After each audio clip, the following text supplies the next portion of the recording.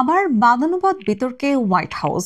বৃহস্পতিবার রাতে president Donald ট্রাম্পের উপস্থিতিতেই তার উপদেষ্টা ইলন মাস্কের সঙ্গে আমেরিকার বিদেশ সচিব মার্কো রুবিওর তুমুল বাকবিতণ্ডা হয়েছে বলে নিউ ইয়র্ক টাইমসে প্রকাশিত একটি খবরের দাবি।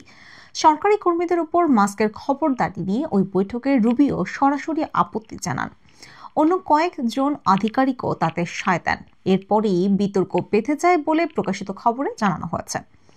যদিও শুক্রবার রাতে ট্রাম্প দাবি করেন এমন কোনো ঘটনা ঘটেনি। তিনি বলেন, আমি সেখানে ছিলাম, কোনো বাদানুবাদ হয়নি। মাস্ক এবং রুবিও দুজনেই খুব দক্ষতার সঙ্গে দায়িত্ব পালন করছেন।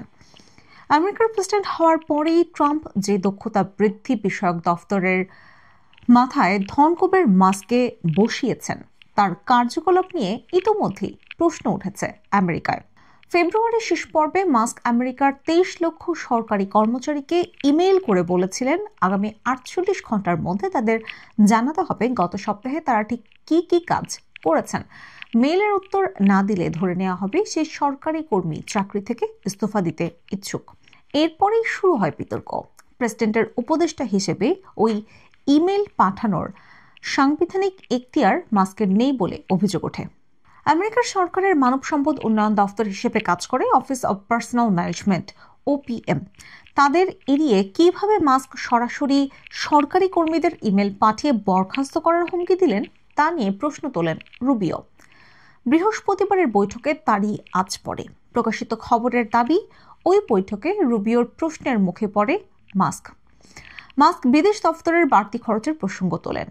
সেই সঙ্গে দাবি করেন প্রথম 45 দিনে ট্রাম্প সরকার বিদেশ দফতরের কোনো কর্মীকে বরখাস্ত করেনি। সেই দাবি খারিজ করে রুবিও জানান, ইতোমধ্যেই তার দফতরের প্রায় 1,500 কর্মী আগাম অবসরের আবেদন করেছেন। তাৎপর্যপূর্ণভাবে শুক্রবার প্রেসিডেন্ট ট্রাম্পও ছাঁটাই প্রক্রিয়া অব্যাহত রাখার ইঙ্গিত দিয়েছেন। সেই সঙ্গে তার মন্তব্য, তবে কুড়ুল নয়, আমরা স্ক্যালপেল অর্থাৎ অস্ত্রোপচারে ব্যবহৃত ছুরি ব্যবহার করব।